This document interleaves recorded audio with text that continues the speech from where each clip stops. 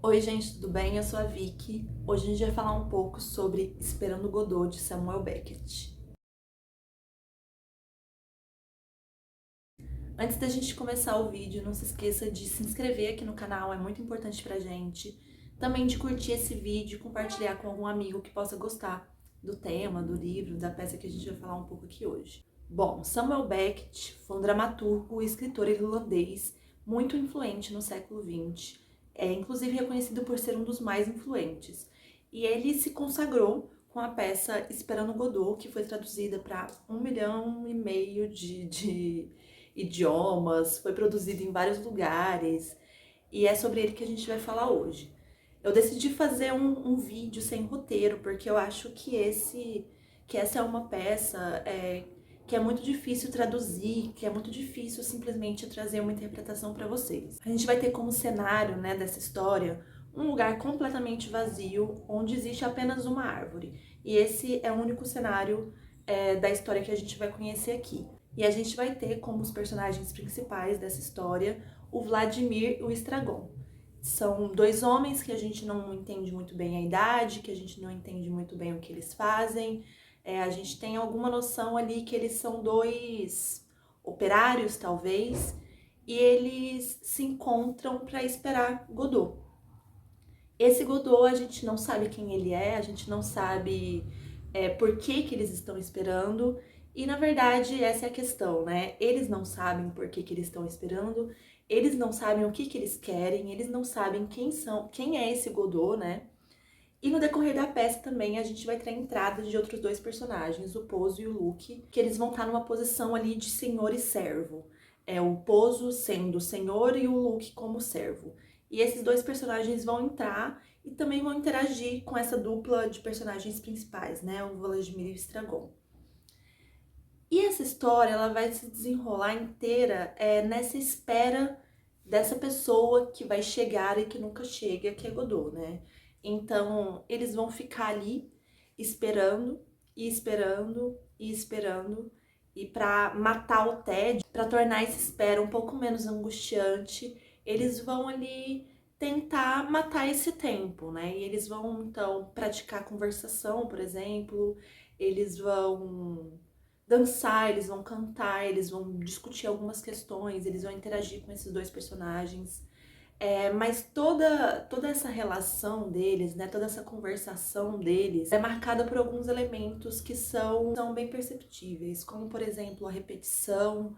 Então eles muitas vezes vão repetir muitas vezes as mesmas perguntas, as mesmas conversas, e ora essa repetição também vai sair de um personagem e vai para outro, então vários personagens repetindo as mesmas questões. E também o que eu senti muito forte, assim, a questão de uma oposição de papéis aí. Então, uma hora um personagem está em um determinado papel e outra hora outro personagem está em outro papel.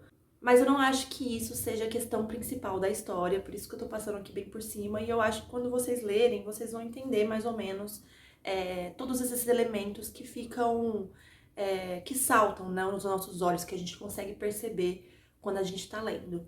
Mas para mim, o que mais me chama a atenção nessa leitura é a ausência. A gente sente o tempo inteiro que falta algo, que algo ali tá perdido no meio daquele discurso, no meio daquela frase, no meio daquele diálogo e na própria peça, né? Ali a gente sente que falta algo acontecer. Espera, espera, espera e a gente aguarda ansiando que algum sentido vai chegar ou que no final as coisas vão se amarrar e vão trazer algo, né? Vão trazer aquilo que falta, que a gente sente falta durante todo o desenrolar, né? Todo o desenvolvimento da peça. Mas isso não chega, né? Essa ausência, ela nunca é preenchida por nada. E eu acho que daí, eu acho que a gente já tira várias possibilidades de interpretações possíveis. Então, a gente consegue pensar muito na questão da falta da própria psicanálise, né? Aquilo que é perdido ali desde o início e que a gente busca, né? Alcançar, em que a gente deseja alcançar em toda a nossa vida, mas que a gente nunca alcança, né? Então, dessa falta constitutiva, né, dessa falta fundamental que a gente tem que lidar e que ela chega com a morte. A gente também pode pensar que é uma peça que fala da morte, né, disso que nunca chega, desse sentimento de uma vida vivida para esperar essa morte que não tem sentido, que não tem hora, que não tem tempo. A gente também pode pensar nessa peça não pelo viés da morte, mas talvez pelo viés da vida, né? Entender que é uma vida ali que não tem sentido, que nos ensina a viver, né? Que nos ensina a entender esses momentos de tédio, a entender esses momentos de falta de sentido como momentos em que a gente inscreve esse sentido, né? É uma vida aí não em oposição à morte, né? Essa vida que espera a morte chegar, mas uma vida que, por a morte existir, a gente precisa atribuir sentido a ela, né? E a gente também pode ter algumas interpretações no sentido, inclusive, político, né? A gente entender que Samuel Beckett aqui, ele tá falando, né, de um período pós-guerra. Ele vai, né, fazer parte desse teatro do absurdo, né, desse movimento do absurdismo que vai justamente falar sobre esse homem perdido, desse homem sem sentido, esse homem permeado pelo vazio que é o homem do pós-guerra, né? Essa perspectiva política, então, a gente consegue ver muito uma crítica, a gente consegue ver possivelmente, né, uma crítica neoliberal. A peça ela é dividida em 2 atos, né? O primeiro ato, o segundo ato, e esses 2 atos vão ser caracterizados por 2 dias diferentes. Mas na história, né, que é muito marcada aí por uma repetição, pela sensação de que nada acontece, de que nada se movimenta, de que nada muda, de que as coisas só se repetem, a gente vai ver que esses personagens, de alguma forma, também sentem isso, né? Então, esses 2 dias, eles, por alguns instantes ali, eles quase não são diferenciados. Então, eu penso que é muito uma vida muito parecida com o que a gente vive hoje na pandemia, né? Que são dias muito iguais, são dias muito repetitivos. E isso é uma possibilidade de crítica aí ao neoliberalismo, né? Que através do capitalismo, né, deixa esses dias iguais sem a possibilidade de uma consciência, por exemplo, histórica, de uma consciência de novas possibilidades de um sujeito, né? A gente sente muito isso também através dos esquecimentos, né, que esses personagens têm. A gente vai ver que durante a história, né, durante o desenvolvimento da peça, eles se esquecem de coisas que acabaram de acontecer. E a gente vê, inclusive, personagens diferentes dos personagens principais que também não se recordam. Então parece que eles vivem ali numa eterna repetição, né? Numa alienação mesmo da consciência histórica. Isso porque, né, esse pensamento neoliberal, ele implica que a gente não consiga agir em prol de uma mudança, né? Então a gente fica eternamente ali estagnado nessa roda, né, nesse sistema. Eu também, quando eu terminei o livro, eu tive muita sensação de que eles estavam mortos, assim. Porque eu sentia que tudo que era falado sobre a vida, tudo que era falado a partir de um movimento, era falado no passado. Então, de coisas que aconteceram e de que a eles ali sobrou uma espera, né? Uma espera, uma impossibilidade de agir, né? Então, esse foi um sentimento forte também, mas que eu acho que foi mudando a partir de reflexões. E eu acho que é justamente esse o interessante desse livro, né? Eu acho que a cada nova discussão a gente pensa em uma nova possibilidade. Então, uma coisa que a gente pensou muito também foi como essa peça fala sobre o tempo, né? Sobre a passagem desse tempo, sobre que tempo é esse, né? O que marca esse tempo? Ele marca muito mais um corpo que se apodrece, um corpo com hora marcada, do que talvez o tempo em si. Outra visão, né, que a gente viu um pouco no texto é que é um livro que fala sobre a espera. E essa espera, alguns dos autores que comentaram a obra aqui no livro, ele vai dizer que é um ato muito corajoso, assim, porque ninguém nunca fala da espera, né?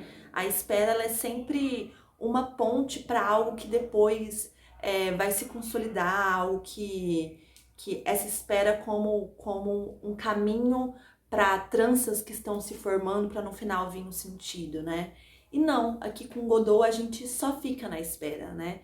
A gente começa com a espera, a gente desenvolve com a espera e a gente termina com a espera, né? Eu sinto que Vladimir se rende à espera.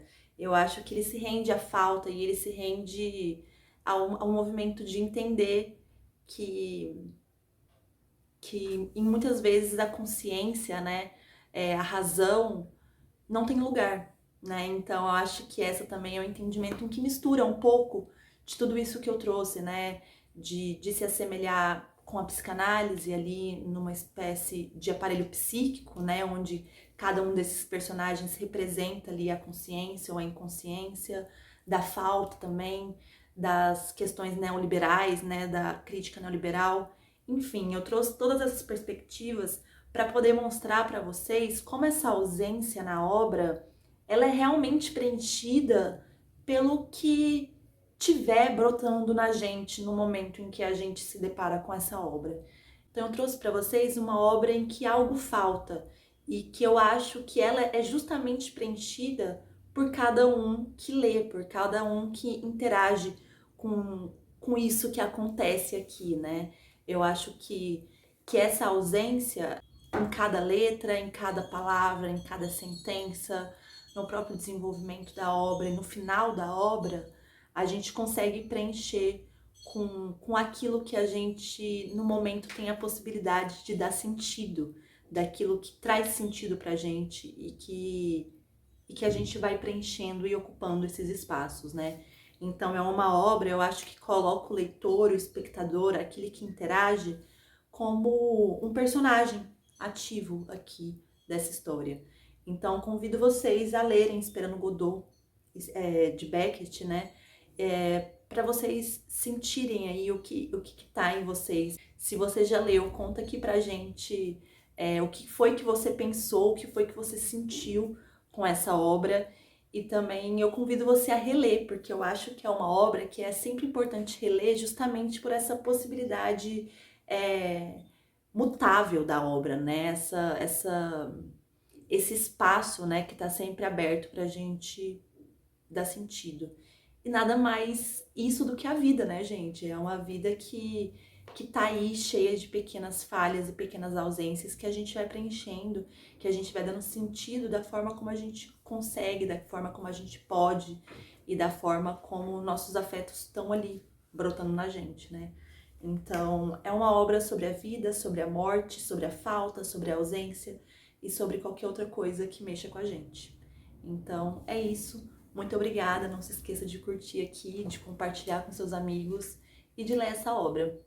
Até mais. Tchau.